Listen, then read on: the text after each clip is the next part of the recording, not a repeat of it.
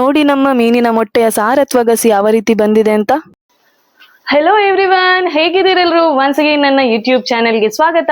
Welcome back to cook with Shreya YouTube channel. ಇವತ್ತು ಮನೆಯಲ್ಲಿ ಬೂತಾಯಿ ತಂದಿದ್ರು, ಸೊ ಅದ್ರಲ್ಲಿ ಸುಮಾರಾಗಿ ಎಗ್ಗಿತ್ತು. ಸೊ ಬೂತಾಯಿ ಮೀನಿನ ಎಗ್ಗಿದ್ದು ಸಾರು ಯಾವ ರೀತಿ ಮಾಡ್ಬೋದು ಅಂತ ತುಂಬಾ ಟೇಸ್ಟಿಯಾಗಿ ಸುಲಭವಾಗಿ ಮಾಡ್ಬೋದು. ಸ್ವಲ್ಪ ಎಗ್ಗಿತ್ತು, ಸೊ ಅದ್ರಷ್ಟಕ್ಕೆ ಎಷ್ಟು ಬೇಕು, ಆ ಎಗ್ಗಿಗೆ ಎಷ್ಟು ಮಸಾಲೆ ಬೇಕು ಅಷ್ಟೇ ಮಾಡಿದ್ದೇನೆ. ತುಂಬಾ ಟೇಸ್ಟಿಯಾಗಿ ಬಂದಿದೆ. ಸೊ ಬನ್ನಿ ಈ ಬೂತಾಯಿ ಮೀನಿನ ಎಗ್ ಸಾರು ಯಾವ ರೀತಿ ಮಾಡೋದಂತ ನೋಡ್ಕೊಂಡು ಬರೋಣ.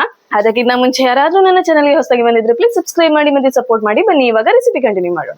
ಮೊದಲಿಗೆ ಮಸಾಲ ಮಾಡ್ಲಿಕ್ಕೆ ಪ್ಯಾನಿಗೆ 2 ಬ್ಯಾಡಗಿ ಚಿಲ್ಲಿ, 1 ಸ್ಪೂನ್ ಕೊತ್ತಂಬರಿ, 1/4 ಸ್ಪೂನ್ ಜೀರಿಗೆ, 7 ರಿಂದ 8 ಕಾಳು ಕರಿಮೆಣಸು, 5 ರಿಂದ 6 ಕಾಳು ಮೆಂತೆ, ಸ್ವಲ್ಪ 1/4 ಟೀ ಸ್ಪೂನ್ ಅಷ್ಟು ಸಾಸಿವೆ ಹಾಕಿ ಮೊದಲಿಗೆ ಡ್ರೈ ರೋಸ್ಟ್ ಮಾಡ್ಕೊಳ್ಳೋಣ.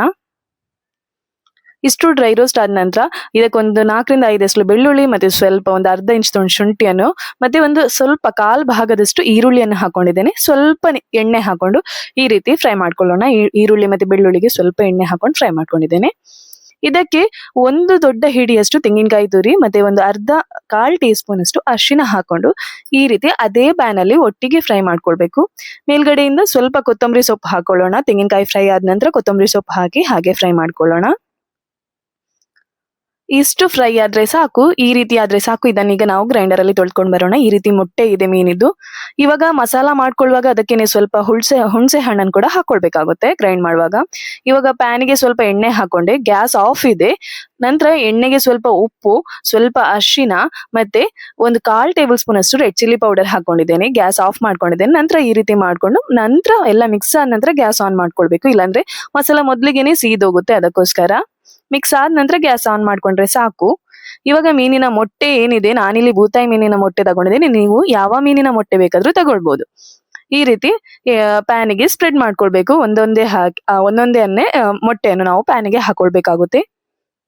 ಹಾಕಿದ ಕೂಡಲೇ ಸ್ಪೂನ್ ಹಾಕ್ಲಿಕ್ಕೆ ಹೋಗ್ಬೇಡಿ, ಮತ್ತೆ ಯಾವಾಗ್ಲೂ ಸ್ಪೂನ್ ಹಾಕ್ಬೇಡಿ. ಆದಷ್ಟು ಪ್ಯಾನ್ ಅನ್ನೇ ಈ ರೀತಿ ತಿರ್ಗಿಸಿ ಫ್ರೈ ಮಾಡ್ಲಿಕ್ಕೆ ಟ್ರೈ ಮಾಡಿ. ಇವಾಗ ನೋಡಿ 1-2 ನಿಮಿಷ ಹಾಗೆ ಲಿಡ್ ಮುಚ್ಚಿ ಫ್ರೈ ಮಾಡ್ಲಿಕ್ಕೆ ಬಿಟ್ಟಿದ್ದೆ. 1-2 ನಿಮಿಷ ಆದ ನಂತರ ಈ ರೀತಿ ಸಾಫ್ಟ್ ಆಗಿ ಇನ್ನೊಂದು ಬದಿಗೆ ಫ್ಲಿಪ್ ಮಾಡ್ಕೊಳ್ಬೇಕಾಗುತ್ತೆ.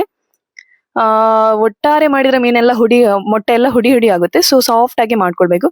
ಈ ರೀತಿ ಇನ್ನೊಂದು ಬದಿ ಕೂಡ ಹಾಗೆ ಮಾಡ್ಕೊಂಡು ಸ್ವಲ್ಪ ಪ್ಯಾನ್ ಅನ್ನು ಈ ರೀತಿ ತಿರುಗಿಸಿ ಹಾಗೆ ಲಿಡ್ ಮುಚ್ಚಿ ಹಾಗೆ ಫ್ರೈ ಮಾಡ್ಲಿಕ್ಕೆ ಇಟ್ಟುಬಿಡಿ. 1-2 ನಿಮಿಷ ಲೋ ಫ್ಲೇಮ್ ಅಲ್ಲಿ ಕುಕ್ ಮಾಡಿ, ಇಲ್ಲಾಂದ್ರೆ ಸೀದೋಗುತ್ತೆ.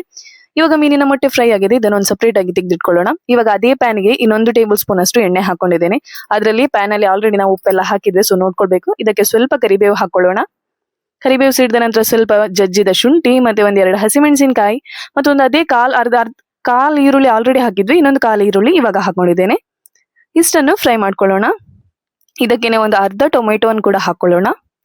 ಎಣ್ಣೆಯಲ್ಲಿ ಚಂದ ಫ್ರೈ ಆಗ್ಬೇಕು. ಇವಾಗ ಲಿಡ್ ಮುಚ್ಚಿ ಹಾಗೆ ಲೋ ಫ್ಲೇಮ್ ಅಲ್ಲಿ ಒಗ್ಗರಣೆ ಕುಕ್ ಆಗ್ಲಿಕ್ಕೆ ಇಟ್ಬಿಡೋಣ. ಈ ರೀತಿ ನೋಡಿ ಎಣ್ಣೆ ಎಲ್ಲ ಬಿಟ್ಟಿದೆ. ಸೊ ಆಲ್ಮೋಸ್ಟ್ ಸ್ವಲ್ಪ ಕುಕ್ ಆಗಿದೆ. ಇವಾಗ ನಾವು ಗ್ರೈಂಡ್ ಮಾಡಿ ಇಟ್ಕೊಂಡಿರುವ ಮಸಾಲೆ ಏನಿದೆ ಇದನ್ನ ಹಾಕೊಳ್ಬೇಕಾಗುತ್ತೆ. ನಾನು ಮೊಟ್ಟೆ ಎಷ್ಟು ತಗೊಂಡಿದ್ದೀನಿ ಅದಕ್ಕೆ ಬೇಕಾಗುವಷ್ಟು ಮಾತ್ರ ಮಸಾಲ ಮಾಡಿದ್ದೇನೆ. ಸೊ ಅಷ್ಟೇ ಮಸಾಲೆಯನ್ನು ನೀವು ಕೂಡ ನೋಡ್ಕೊಂಡು ಹಾಕೊಳ್ಳಿ. ಜಾಸ್ತಿ ಮಾಡಿದ್ರೆ ಮಸಾಲೆ ಜಾಸ್ತಿ ಆಗುತ್ತೆ, ಮೊಟ್ಟೆ ಕಮ್ಮಿ ಆಗುತ್ತೆ. ಅದಕ್ಕೋಸ್ಕರ ಮೊಟ್ಟೆ ಸ್ವಲ್ಪ ಇತ್ತು, ಅದಕ್ಕೋಸ್ಕರ ಸ್ವಲ್ಪನೇ ಮಸಾಲ ಮಾಡ್ಕೊಂಡಿದ್ದೀನಿ. ಈ ರೀತಿ ಮಸಾಲ ಹಾಕಿದ ನಂತರ ಒಂದ್ಸಲ ಮಸಾಲ ಎಣ್ಣೆಯಲ್ಲಿ ಫ್ರೈ ಮಾಡ್ಕೊಳ್ಬೇಕು ಒಗ್ಗರಣೆ ಜೊತೆ. ನಂತರ ನೀರ್ ಹಾಕಿ ಈ ರೀತಿ ಫ್ರೈ ಮಾಡ್ಕೊಳ್ಬೇಕಾಗುತ್ತೆ. ಇವಾಗ ರುಚಿಗೆ ಬೇಕಾದಷ್ಟು ಉಪ್ಪು ಹಾಕೊಳ್ಳೋಣ. ಆವಾಗ ನಾವು ಮೊಟ್ಟೆ ಇದೇ ಎಣ್ಣೆಯಲ್ಲಿ ಫ್ರೈ ಮಾಡಿದ್ದು ಉಪ್ಪು ಹಾಕಿದ್ವಿ. ಸೊ ಇವಾಗ ನೋಡ್ಕೊಂಡು ಬೇಕಾದಷ್ಟು ಮಾತ್ರ ಉಪ್ಪು ಹಾಕೊಂಡ್ರೆ ಸಾಕು.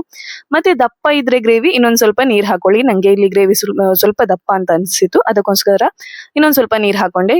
ಈ ರೀತಿಯಾಗಿದೆ, ಕುದಿ ಬರ್ತಾ ಉಂಟು. ಇವಾಗ 1 ಸ್ಪೂನ್ ಅಷ್ಟು ರೆಡ್ ಚಿಲ್ಲಿ ಪೌಡರ್ ಮತ್ತೆ 1/2 ಟೇಬಲ್ ಸ್ಪೂನ್ ಗರಂ ಮಸಾಲ ಹಾಕೊಳ್ಳೋಣ.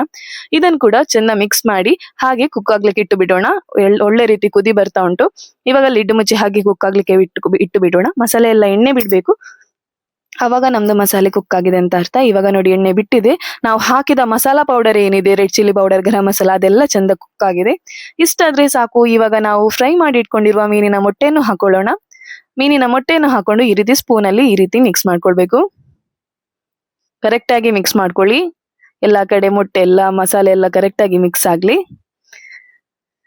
ಈ ರೀತಿ ಮಿಕ್ಸ್ ಮಾಡ್ಕೊಂಡು ಹಾಗೆ ಪುನಃ ಒಂದು 2 ನಿಮಿಷ ಲಿಡ್ ಮುಚ್ಚಿ ಹಾಗೆ ಕುಕ್ ಆಗ್ಲಿಕ್ಕೆ ಇಟ್ಟು ಬಿಡೋಣ.